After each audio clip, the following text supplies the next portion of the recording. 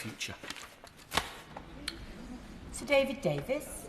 Madam Deputy Speaker, it's rather sad to follow on from that speech. I'll just remind the honourable gentleman of a 1 in 75 year financial crisis, a 1 in a century health crisis, and a 1 in a 75 year international crisis in Europe, all of which contributed dramatically to the problems he outlined, much more than, albeit I may be on the same side as him when dealing with the public school tendency in my party. I don't blame them for this. Right on, friend, give way.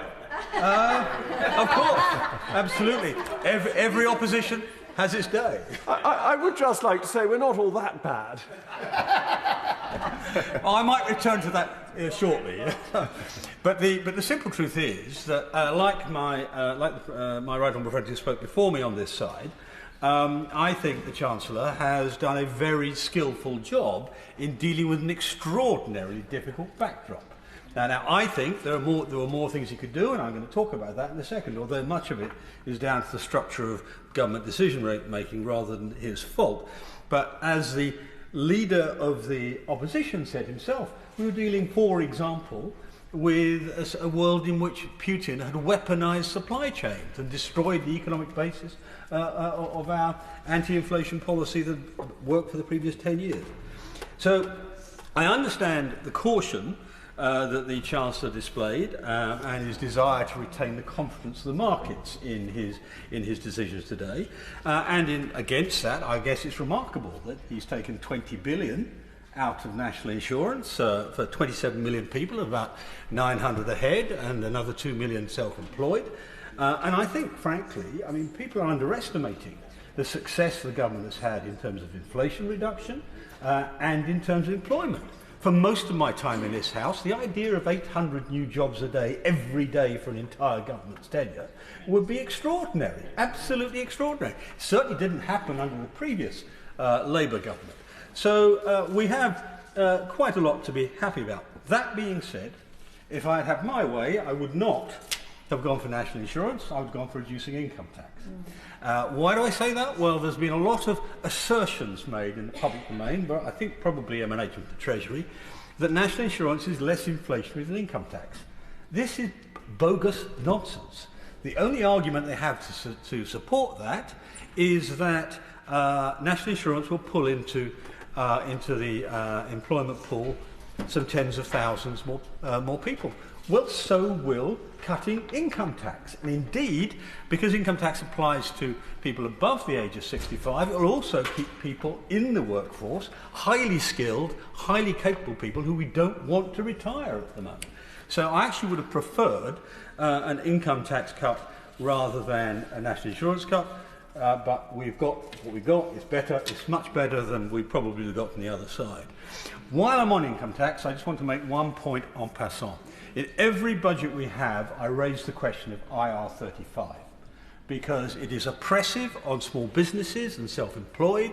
It drives people out of the country. The Public Accounts Committee is actually looking into it, and I hope they'll come up with a conclusion at some point soon. And I really, really will keep at the government to deal with IR35 and deal with the loan charge, which is a related issue and which is, frankly, the HMRC is behaving in a barbaric manner, reminiscent of the post office.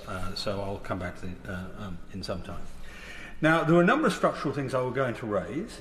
The member for Wokingham made the points I was going to make on the Bank of England. I think the current structure of the Bank of England, the current guidelines and rules of the Bank of England are flawed in a big way. They handicap the way governments can operate, both in terms of their fiscal policy, but also in terms of their inflation policy.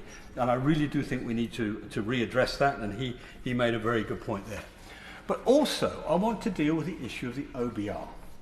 I think it was George Osborne who created a circumstance under which the OBR sets the guidelines, sets the fiscal rules almost for the government in place.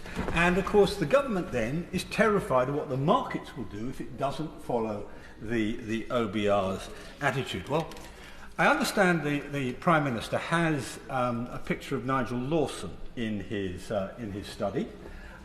he ought to read Lawson, because Lawson's view on forecasts, economic forecasts of any sort, was they were pseudo-economic or pseudo-technical nonsense. He did not believe in forecasts, and we would do much to learn from him. Because I think the whole British establishment is suffering from a collective delusion in the amount of authority it rests in what the OBR does, and in fact what all government forecasting does. Let me give the House some examples. The Bank of England's forecast failed to predict the worst inflation crisis in modern times. In 2022, the OBR's UK borrowing forecast was over 100 billion off the mark. 100 billion. Last year, the ONS, not in forecasting, just in measuring, announced revisions which added 50 billion to the size of the British economy. Pamela Gordon turned around and said they've completely rewritten the story of post-COVID Britain, which they did.